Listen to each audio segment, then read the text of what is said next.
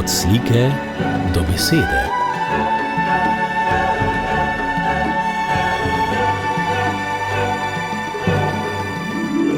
Od slike do besede.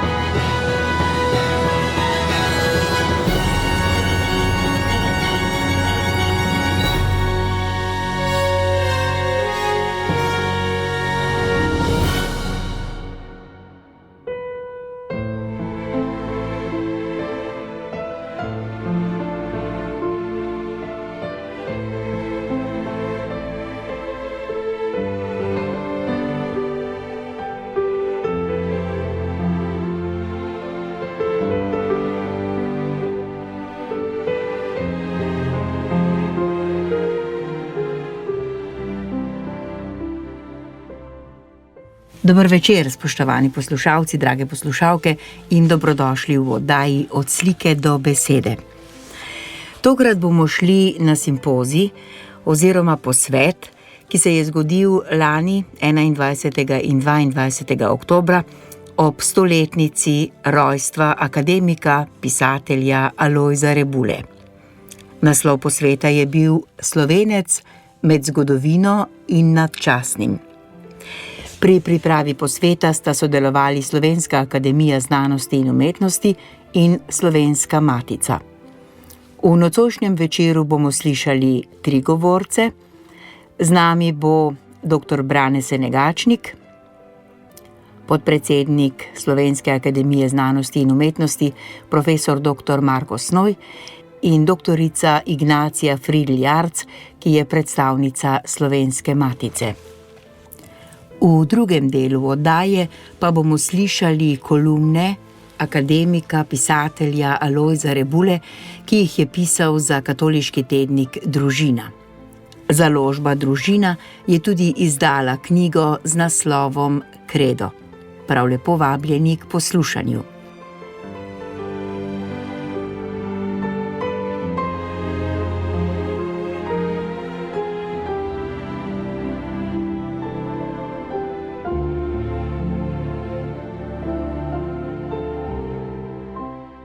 Dr. Brane Senegačnik je uvodoma povedal tako. Kdo je bil Alojz Rebula, vemo zagotovo vsi, ki smo sedaj tukaj v tej dvorani, pa seveda še marsikdo širom slovenskega sveta, geografskega in kulturnega. Pa vendar je namen tega simpozija ta, da bi o tem nekaj več izvedeli, da bi bolje spoznali tako osebnost kot opus tega velikega. Osebno sem prepričan, da bo čas to veličino in pomen še potrdil slovenskega pisatelja, misleca, esejista, najbrž tudi teologa. Torej, namen posveta je v bistvu ta. In čeprav si ne delamo iluzij, da bomo seveda vprašanje o pomenu Rebulovega opusa dognali do konca, pa imena udeleženk in udeležencev, naslovi njihovih prispevkov in povzetki njihovih prispevkov obetajo veliko novih spoznanj, pa tudi veliko novih spodbud za nadaljnje raziskovanje. Alojz Rebula je bil edinstven glas v slovenskem romanopisu 20. stoletja, suverena poteza besednega čopiča, živo bogastvo klasične kulture in predvsem globina etosa postavljajo njegov opus na posebno mesto v literarni zgodovini. Vse to odseva tudi v njegovem sicer ne obsežnem, a vrhunskem prevajalskem opusu. Intelektualna prodornost, strastno iskanje zgodovinske, družbene in duhovne resnice in nezgrešljivi slogovni lesk odlikujeta nepreštevne eseje, kolumne in dnevniške zapise, s katerimi je pomembno zaznamoval ne le slovensko literaturo, temveč tudi širše kulturno življenje. Globoke in trajne sledi pa je pustil še drugod, v zavesti in ustvarjalnosti zamejskih Slovencev, v številnih generacijah svojih dijakov, v svojih prijateljih in kolegih v Sloveniji in po svetu. Namen posveta je torej osvetliti posamezna področja Rebulovega delovanja z različnimi prispevki, ki se raztezajo v širokem loku od biografskih beležk in pričevanj, celovitih refleksij njegovega literarnega opusa in analitičnih branj posameznih del ter njihovih zgodovinskih virov, preko predstavitve novo odkritih dnevniških zapisov in manj znanih žanrskih del, kot so drame in radijske igre, pa seveda do refleksije njegovega esejističnega opusa in teoloških razmišljanj. Prispevki so tematsko razdeljeni v več sklopov, pričevanskim in spominskim prikazom pisateljeve osebnosti, sledijo predstavitve notranje prelomnih let v času študija in izkušnje s socialističnim režimom, interpretacije različnih vidikov njegove literature in njenega historičnega zaledja so nadgrajene z premisleki o religiozni razsežnosti umetniške besede in o smislu človeka in slovenstva v moderni dobi. Ko smo snovali ta posvet, smo načrtovali enodnevni simpozij. Ko pa so začele prihajati prijave, je bilo kmalu jasno, da to ne bo izvedljivo. Seveda smo bili več kot zadoščeni in veseli tako velikega števila prijav, ki so mimogrede izjemno pestre, tako tematsko, idejno, kot tudi geografsko in, kar nikakor ni najmanj pomembno, tudi generacijsko.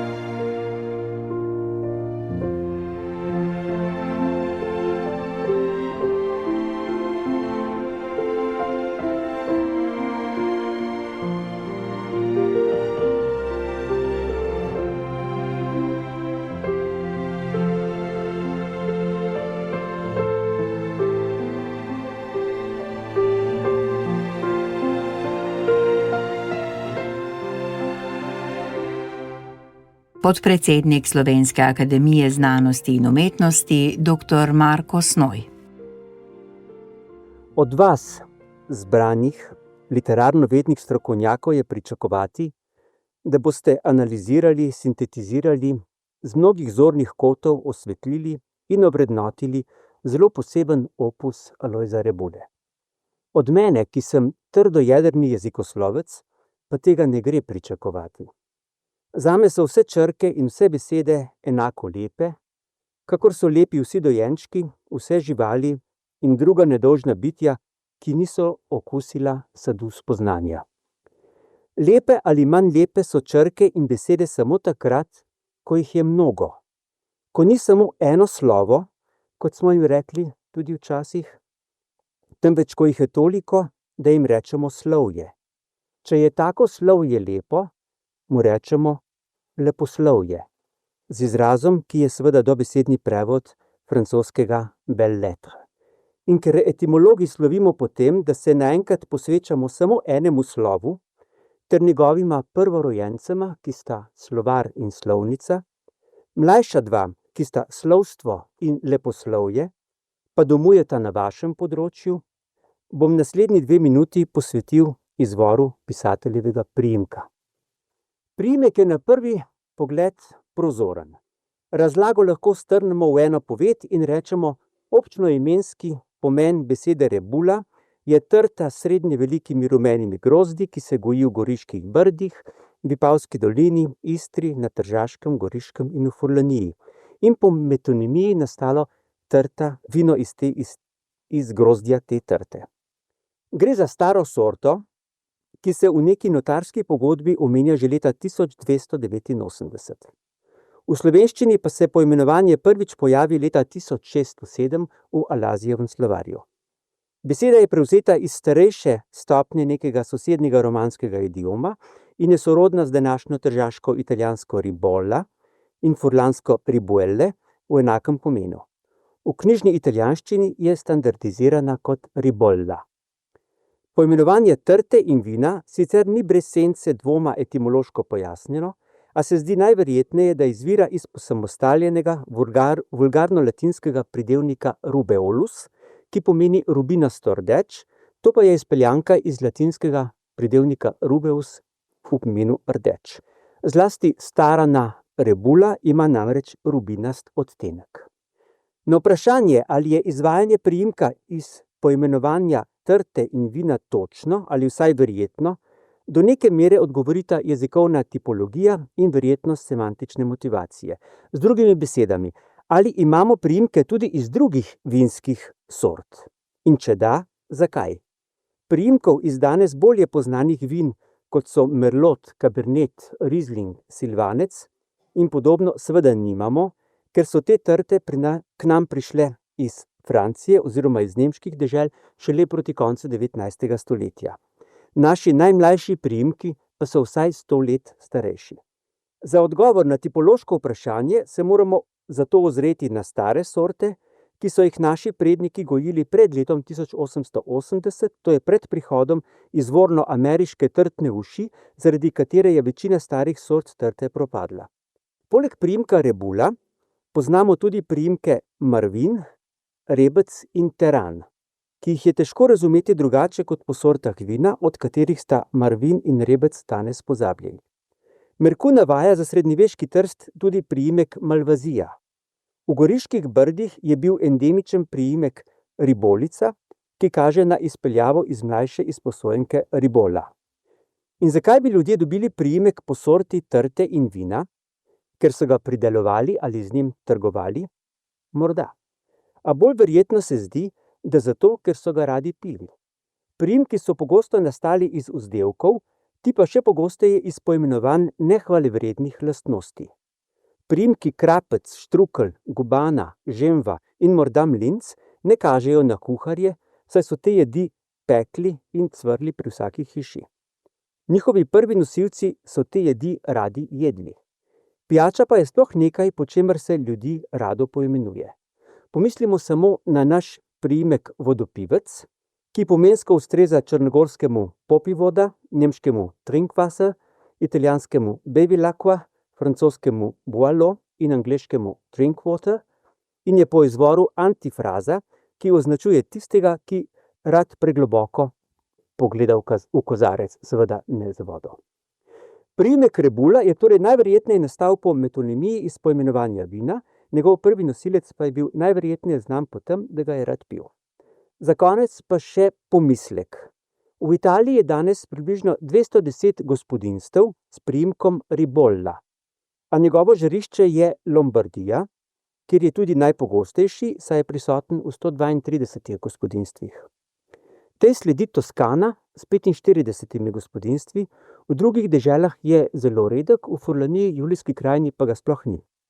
Ta italijanski priimek ni nastal po poimenovanju trte in vina, saj vina iz naših in furlanskih vinogradov niso dosegla Lombardije in Toskane.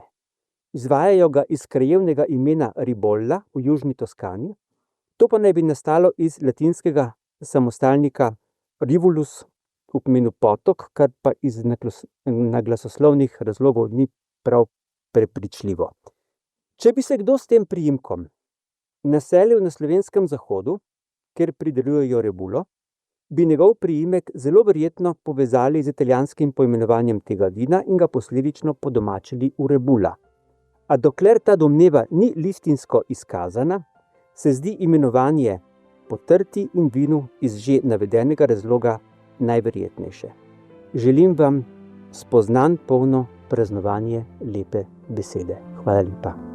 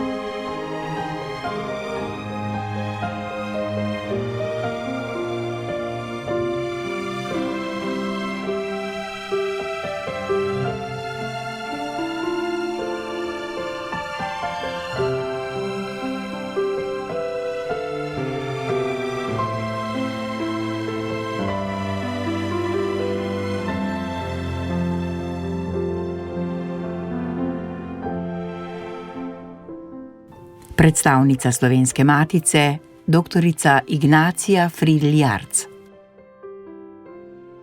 Pisatelj Alojz Rebula je z zlatimi črkami pisal tudi zgodovino našega najstarejšega delujočega posvetnega kulturnega in znanstvenega društva Slovenske matice. V 60. letih sta namreč prav pri naši založbi išli deli, ki jih marsikateri literarni zgodovinar utemeljuje kot njegovi najbolj dovršeni in najboljši. Najprej leta 1960 roman Senčni ples in čez 8 let, 1968, še roman V Sibilinem vetru. Leta 1981 je Slovenska matica izdala še Rebulov roman Zeleno izgnanstvo. 1986 pa je Alojz Rebula dal svoj javni glas in besedo pozabljenim, prezrtim, zamolčanim Slovencem na drugi strani oceana. Oceana tako v geografskem kot duhovnem pomenu besede. Sej govori o ljudeh tam daleč, onstran neizmernih mračnih globin laži in ideologij, ki so tako usodno razdelile slovenski narod. Leta 2002 je pri Slovenski matici kot zadnje njegovo delo izšel še Arhipel, zbirka 20 proznih sestavkov, ki tvorijo izjemno panoramo tisočletja in pol dolge slovenske zgodovine. Od prodora Slovanov v romanski prostor do povojnega časa. Pa temo narodne sprave, zdomske usode in probleme slovenstva po osamosvojitvi. Veseli smo, da to skupno potovanje Alojza Rebule s Slovensko matico tudi danes, kljub njegovemu slovesu za večnost, nikakor ni končano. V kratkem bodo namreč išli dnevniški zapiski med letoma 1948 in 1956. In na tem mestu izrekam tople besede zahvale hčerkama Alenki Rebula Tuta in Tanji Rebula, ki je opravila zahteven prepis izvirnika in ga opremila z opombami, da bomo lahko dobili javno dostopne tudi Rebulove dnevnike iz obdobja njegove intelektualne in osebnostne formacije. Če sem ob akademiku Borisu Pahorju že nekajkrat poudarila, da je bil nosilec 3 pomembnih duhovnih ejev. Erosa kot volje do življenja, etnosa, torej zaveze biti in ostati vsak trenutek Slovenec, ter etosa v pomenu spoštovanja človekovega dostojanstva. Za Alojza Rebulo, akademika, velja, da se tem 3 razsežnostim pridružuje še 4.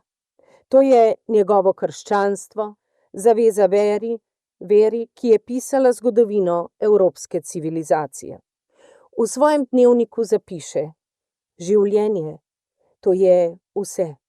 In v njem ljubezen, študij, pisanje, branje, občevanje z ljudmi, religija.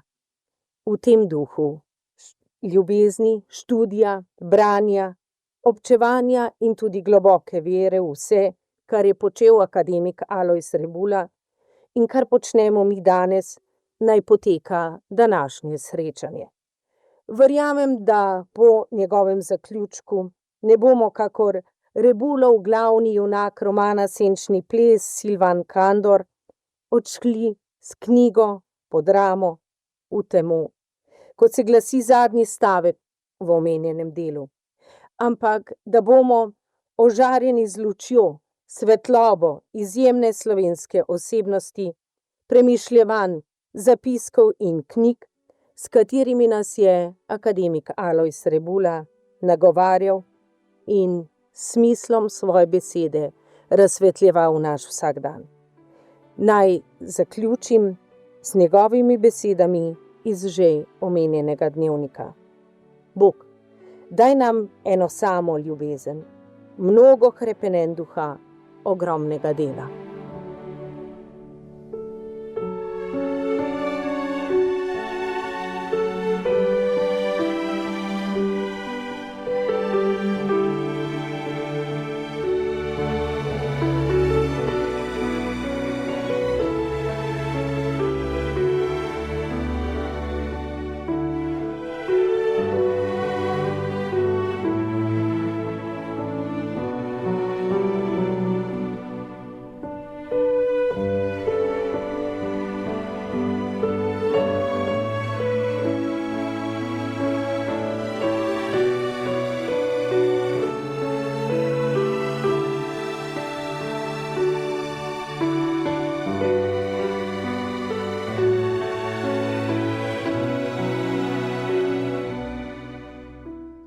In že smo pri odlomkih, ki nam jih bo iz knjige Kredo, ki je izšla pri založbi Družina, prebrala Marjana Debevec. Na katero ladjo se vkrcati? V knjigi Sovzemlje, v kateri se Peter Zevald pogovarja s kardinalom Ratzingerjem, je tudi vprašanje. Vedno več ljudi se sprašuje, ali bo ta ladja cerkve nekoč sploh še vozila, ali se izplača tukaj vkrcati. Kardinal mirno odgovarja. Monumentalno mirno odgovarja tudi na najbolj izzivalna vprašanja. Da, prav to trdno verujem. To je zdavnaj preizkušena in vendar mlada ladja. Prav diagnoza sedanjosti toliko bolj jasno kaže, da jo človek potrebuje. Treba si je to ladjo samo enkrat odmisliti iz paralelograma sil naše sedanjosti, pa vidimo, kakšen utor bi to bil, kakšen padec duševne moči. Kaj pa, če si odmislimo cerkev iz paralelograma sil slovenske sedanjosti? Bi bil to samo utor? Ali pa gluhota, brezimnost, mala popevkarska norišnica? Odmislimo si cerkev iz slovenskega prostora. 100 000 komunistov preoblečenih v liberalce in pripravljenih na kakršnokoli novo preobleko. Narod, ki se dnevno hrani s slovenskimi novicami in Lajbahom. Diplomacija, ki operira z Magom Jelinčičem. Literatura, ki staji novi muza, alkoholizem in pornografija. Preizkušena in vendar mlada ladja. Tudi to je mogoče reči o slovenski cerkvi. Pomislimo, potem ko je bilo pobitih 10 000 mladih, v glavnem kristjanov v Kočevskem Rogu, potem ko se je najbolj vandejski del slovenskega katolicizma preselil čez ocean in potem ko je šel skoraj ves aktivni del Slovencev v partijo, se danes cerkev dviga v sveži vitalnosti, kot edina resnična duhovna sila, že toliko samozavestna, da napove svoj veliki obračun s časom, svojo vseslovensko sinodo.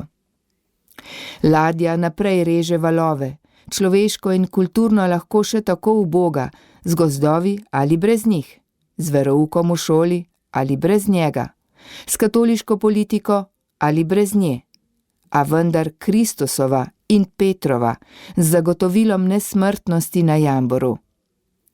Na katero ladjo naj se mladi Slovenec varneje vkrca kakor na to? Naj izvleče iz njegove potopljenosti marksistično plovilo že vse v mulju in školjkah? Naj se izroči Heideggerovskemu ali Lacanskovemu surfu za karnevalsko deskanje po tragičnem morju bivanja? Na kakšen orientalski splav pijan od azijatske iracionalnosti? Vsekakor, ladja je tu, vidna bolj kot kdajkoli, tudi po zaslugi svojih sovražnikov v svetlobi medijev in sovraštva. In da stopiš čez mostiček, ni treba drugega, kot da se radikalno odpreš resnici, se pravi realnosti in ljubezni, se pravi sočloveku.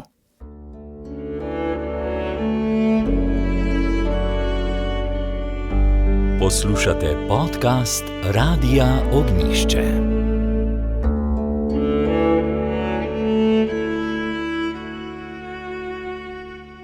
Spremljate oddajo Od slike do besede. Slišali bomo drugo premišljevanje pisatelja Alojza Rebule iz knjige Kredo, Marjana Debevec. Po šolsko mi naštej razloge svojega verovanja. Prijatelj ateist, s katerim večkrat govoriva o veri, mi je rekel: kaj bi otepala meglo, čisto po šolsko mi naštej razloge, zaradi katerih veruješ. Ta je lepa, kot da človek veruje iz razumskih razlogov, kot da vera ni predvsem dar, sem oporekel. Mar ne trdiš, da tvoja vera sloni na dejstvih, da je tvoj razum ob njej potešen, da ti je krščanstvo celo racionalnejše od toliko sodobnih filozofij? V redu, v iskrenosti, kar jaz zmorem, bom naštel, kakor želiš. Razlog za razlogom, ki potešujejo moj razum. Pošolsko, kakor hočeš. Prvič, obstoj Boga. Brez Boga smo v niču, kar moderni čas izkustveno dokazuje. Drugič, v Kristusu je očitno nekaj nadčloveškega. Prepričanje pogana in framasona Goetheja: je človek Bog. Tretjič, nepremagljivost, vitalnost, svetost cerkve, ob kateri sta si tudi njena največja sovražnika v tem stoletju, nacizem in komunizem, polomila zobe. Četrtič, etika govora na gori, s katero ni primerljivo nič od vsega, kar je človeška roka napisala. Petič, eshatološka vizija, s katero se bo človeška zgodovina končala s splošnim obračunom, čas pa prelil v večnost poveličanega življenja. Šestič, občutek svetostne družinskosti, ki mi jo daje pripadnost cerkvi z njenim bogoslužjem in zakramenti, posebno pa še gotovost o povezanosti z dragimi pokojnimi. Neznosno mi je misliti, da so ljudje, ki sem jih imel rad, šli v nič. Sedmič, obstoj krščanskih herojev, tako številnih v zadnjih časih: Bernard Casimir, Janez Vianney, Terezija Martin, Don Bosco, Maksimilijan Kolbe, Leopold Mandič, Terezija iz Kalkute. Osmič, krščanstvo je v svojo orbito potegnilo, kar je bilo najgenialnejšega v človeštvu: Pavla, Avguština, Danteja, Paskala, Bacha, Newmana, Dostojevskega, Bergsona, Maritena. Devetič, obiskanja iz nebes, ki posebno v zadnjih stoletjih tolažijo kristjane: Rudebak, La Salette, Lourdes, Fatima, Medžugorje. Desetič, kot Slovenec dolgujem cerkvi naš obstoj, vse začetke naše kulture, naše evropstvo. Danes pa, v dobi nihilizma in provincializma, ostaja najmočnejše vrelo naše etičnosti in naša najžlahtnejša povezava s svetom. Kljub vsem tem tvojim razlogom jaz ne bom veroval, je rekel prijatelj. Ti nisem rekel, da ne verujemo iz razuma, da gre za kaj drugega, za edinstven dar, a za dar, ki si ga sam izdariš, da tako rečem. Bog ni Miklavž, hoče sodelovanja. Spremljate oddajo Od slike do besede. Marjana Debevec bo prebrala še tretji odlomek iz knjige Kredo, pisatelja Alojza Rebule. Kristus kot oslepljevalec? Kdo bi Kristusa rad videl izključno kot milobneža, ki ga je samo srce do vseh? Dejansko kdaj v svoji siloviti moškosti zraste tudi v preroško strašnost. Med najstrašnejšimi se mi na primer zdijo besede, katere izreče po ozdravitvi sleporojenega, stoje sredi nejevernih in sovražno razpoloženih Judov. Za sodbo sem prišel na ta svet, da bi videli tisti, ki ne vidijo, in oslepeli tisti, ki vidijo. Tukaj očitno ni šlo za oftalmologijo, ne glede na to, da Kristus ni nobenega videčega oslepil. Tiste besede lahko beremo tudi tako: Prišel sem, da dam razumnost nebrihtnim in da vzamem pamet brihtnim. Očitno tukaj ne gre za sam razum, ampak za ponižnost in za napuh razuma. Kristus je prišel, da obnori napuh razuma, ki hoče biti do njega, resnice, vzvišen, sovražen ali indiferenten. Ozrimo se samo po sodobni ateistični filozofiji, na primer po kuhinji marksofreudizma, pa bomo videli, do kakšnih evidentnih norosti prihajajo domnevni intelekti. Med krščanskimi svetniki imamo genije in nepismene, kakor imamo genije in nepismene med ateisti, kar dokazuje, da inteligenca pri verovanju načelno ne igra odločujoče vloge. Pravim načelno, saj kdo lahko pride k Bogu tudi s suhim matematičnim razumom? Poti do njega je brez števila. Vsekakor ne verujemo samo iz razuma, ampak tudi iz volje in srca, se pravi iz celote svojega bitja. Da razum ni odločilen, zato je še kakšen drugačen dokaz. Če nočeš verjeti, te ne premakne niti čudež, kakršenkoli čudež, kakor ni premaknil pisatelja Zolaja v Lurdu. Ali če ostanemo doma?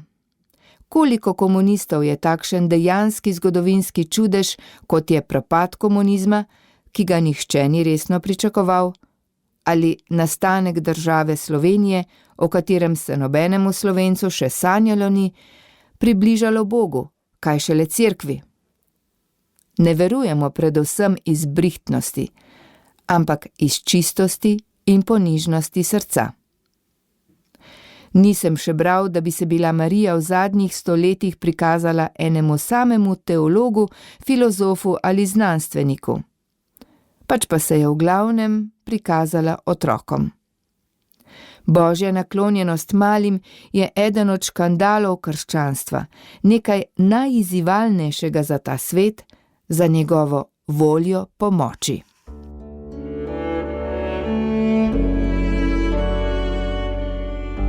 Poslušate podcast Radia Ognišče.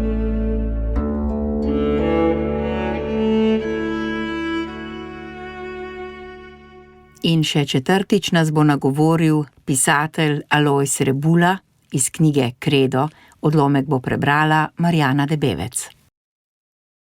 Verovati, kaj je pravzaprav to? Prijatelj ateist, ki me je pred časom vprašal, naj mu čisto pošolsko navedem razloge svoje vere, se me je spet lotil s svojim priljubljenim drezanjem. Verovati, kaj je to pravzaprav? Je vprašal. Lahko bi ga zavrnil, da si mi ne ljubi teologizirati s človekom, ki bo težko kdaj verjel. Toda pomislil sem, da je že zanimanje za vero milost, pa sem rekel razpoložljivo. Kako misliš? Kako izgleda verovati ne konceptualno, miselno, dogmatsko, ampak psihološko, doživljajsko, življenjsko? Izrazi se jasneje. Naprimer, ali ti čutiš zmeraj absolutno gotovost glede tistih verskih resnic, ki si mi jih zadnjič navedel o Bogu, Kristusu, cerkvi, večnosti, tudi kadar recimo igraš šah, ali te bolijo zobje? Absolutna gotovost. Absoluten, to ni pridevnik za karkoli človeškega, sem odgovoril. To je pridevnik za Boga. A vem, kaj hočeš reči. Takole ti bom odgovoril. Najprej je toliko verovanskih načinov, kolikor je verujočih. Hočem reči, da vsakdo veruje na svoj način, čeprav vsi verujejo v isti kredo. Pa povej svoj primer. Nič posebnega. Pri meni vera stoji na nekem dnu, ki je lahko mirno kristalno jezero, lahko pa tudi razdivjana voda. V prvem primeru vero ne samo sprejemam, ampak jo okušam, jo uživam. Delate skladnega s stvarmi in z ljudmi, kolikor je na tem svetu skladnost mogoča. Preko takšne ali drugačne prihodnosti ti odpira pogled v večnost.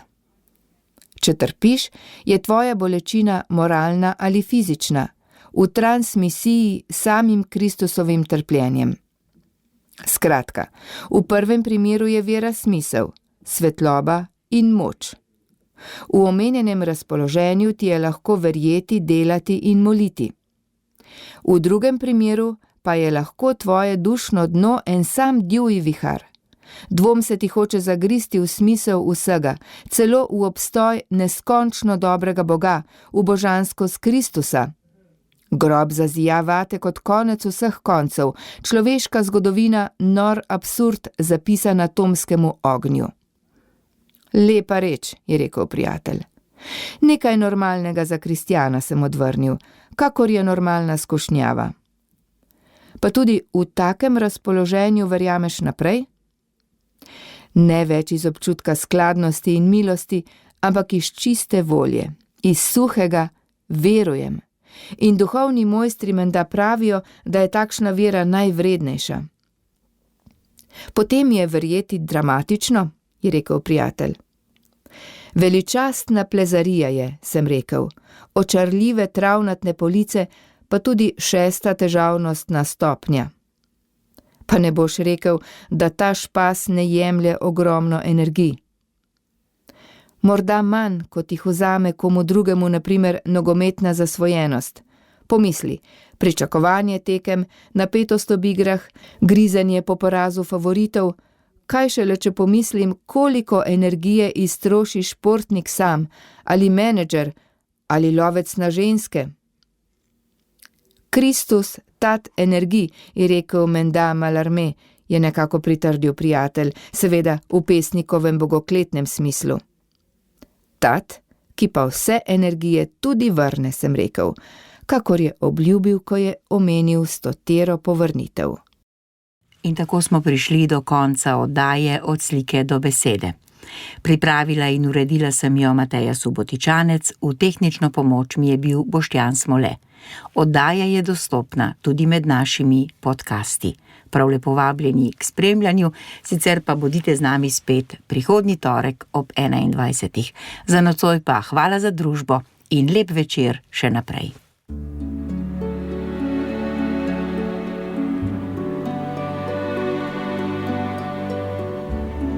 Od slike do besede.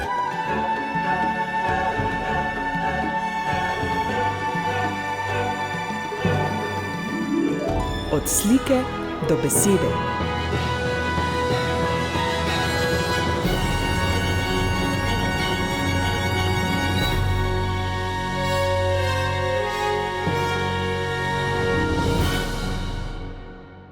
Hvala za poslušanje. Podprite brezplačen dostop do naših vsebin in postanite prijatelj Radia Ognjišče.